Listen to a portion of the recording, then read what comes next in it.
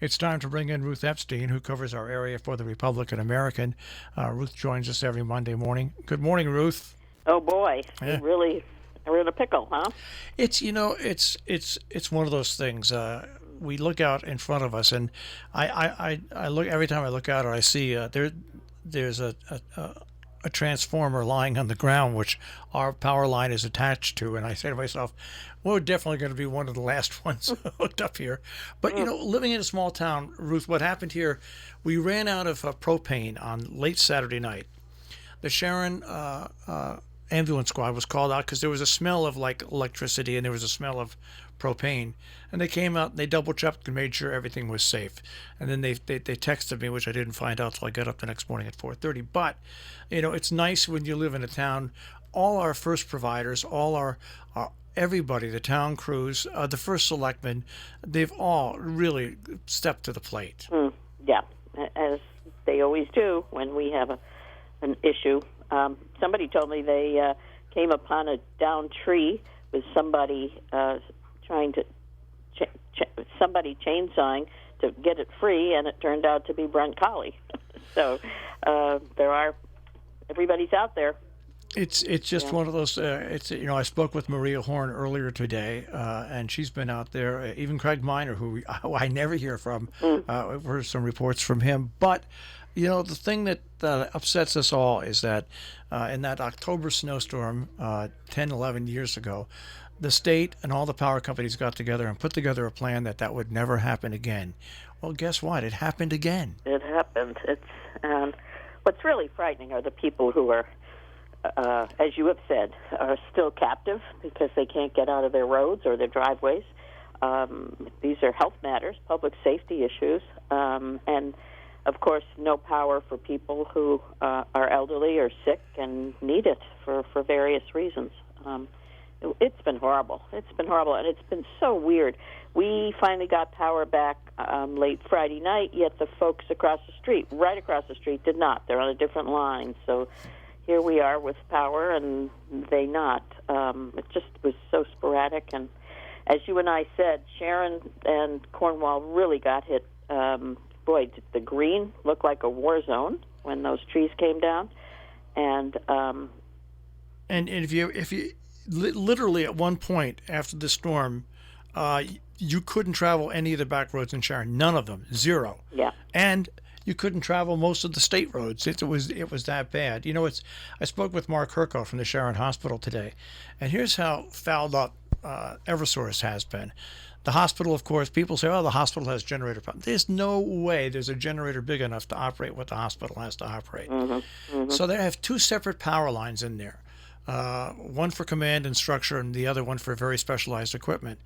Well, when they were without power for about 12 hours, Eversource came in and restored power, but instead of restoring it to the two separate lines, they restored it in one line. So when the power was flipped on at Sharon Hospital, they had a lot of equipment.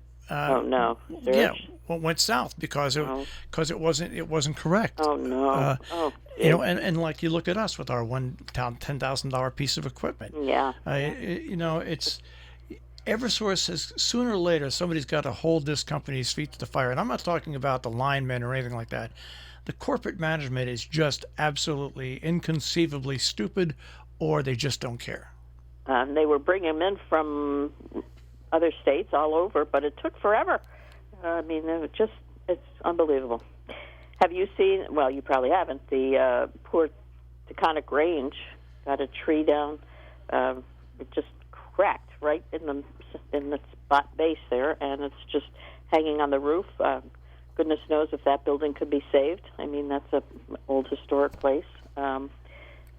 In Cornwall, I was over at the watering station yesterday, and people, Cornwall was just about virtually 100% out, and now it's slowly coming back. But again, you talk about roads. First Selectman Gordon Ridgway said on Tuesday night he has 6 ways to get to the firehouse from his house, which is not very far, and he couldn't use any of them. Everything was down. It's a really dangerous thing to happen. It's, you just look at it, and like I said, you shake your head. But once again, the first responders, and I include the road crews, the first Oh, selected, amazing. Yeah. they've all been out there. They've been trying their darndest, and Well, they people. can't touch it in case they're live wires. They have to be so careful. Well, that's the whole thing. It's just, there's so many ins and outs and ups and downs, and Yeah. you just have to be so careful. But once again, the thing you mentioned mostly is the people that are trapped, who can't even get in or out. Yeah, That's just scary. It's unbelievable. Now, you're still out, obviously. Oh yeah, yeah. So is all Main Street out? I don't think so. I think up until you get to the house right before us, Town Hall is still on because they have underground power connection. So Oh, they're really? yeah. Oh, okay. But then down a little bit, whoever is affected by this transformer that's right across from us doesn't have power. I see. Okay. And like I said, I'll feel much better when I think there's a new telephone pole that's lying on the ground out there. But I'll feel it's going to be a one of those jobs that's going to take several hours to do. But anyway, we've got the generator, and our neighbors have been so good because it's been going for now 7 days straight. So Yeah, well, people are understanding of that. Yeah. so now is the Falls Village meeting going on tonight? I have no idea. Yeah, it's I know scheduled. there is a Canaan P&Z meeting, and they're going to be meeting outside, I understand. They can't meet inside because of setting up for tomorrow's primary. So I'll have to check with Falls Village. I really haven't even thought about that. I would think it's on because Falls Village was pretty early to get its power back, at least downtown. So not the outskirts, but downtown. So we'll have to check. That's the doubleheader, the Selectmen and Finance Board. But I do know we have the Canaan P&Z tonight. And also tomorrow, the cell tower hearing in Kent has been continued. Mm-hmm.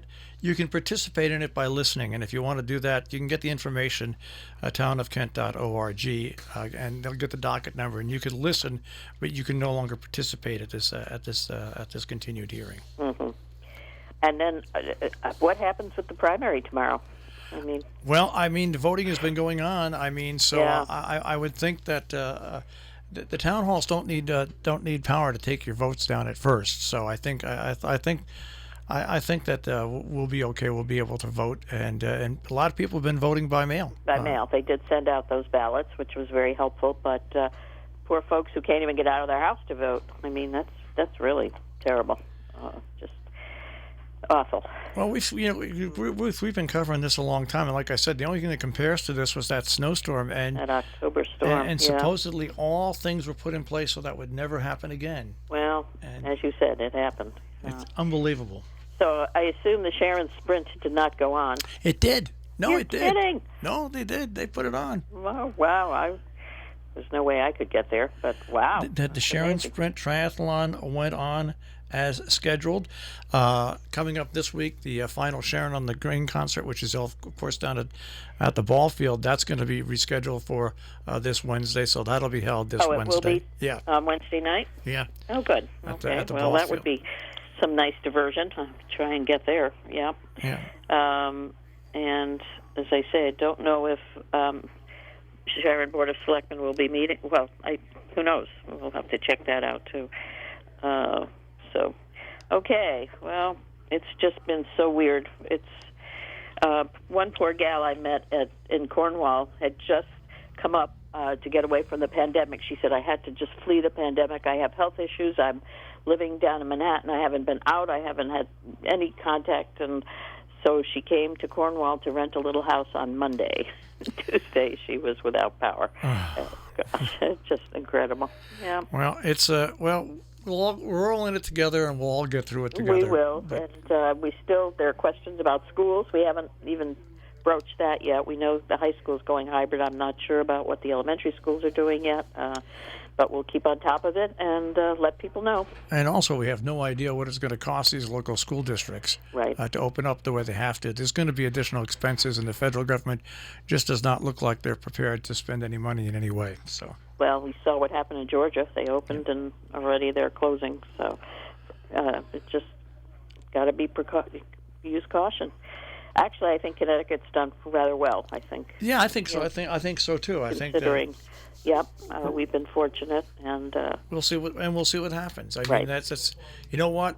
We'll all be glad when this year's over. yes, exactly. All right, Okay. Ruth. Stay safe. You too, and hopefully you'll get your power on soon. Sooner or later, I live my life with a constant hum in the background. Yeah, Okay. well, you're in the dark as usual, Marshall. That's exactly right. All right, Ruth. Take care. Take care. Ruth Epstein from the Republican-American with the Republican-American Report here on Robin Hood Radio.